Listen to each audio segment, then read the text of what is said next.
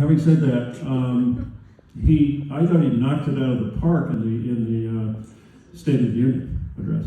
And I thought that did more for him to dispel the notion that he's this doddering octogenarian than anything else recently. I'll tell you a funny story that Bruce Reed told me, the Deputy White House Chief, who travels with Biden. They were in Europe and had back-to-back summits, including one with Putin. This was in the summer of 2021. They dragged themselves, the staff did, onto Air Force One for the 6-hour red-eye back to Andrews Air Base.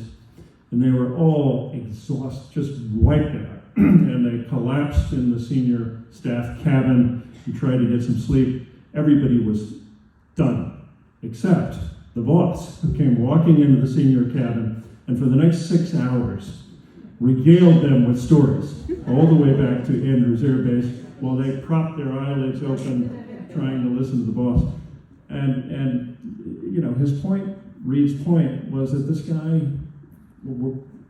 for whatever reason, he just never stops. I mean, he's got plenty of energy. So there's that. I mean, I think that, you know, after 2 years of talking to Biden's inner circle, you know, I've been around for a while, and I think I would detect if I were being spun on this. And they all, to a person, say he's cognitively, he's fine.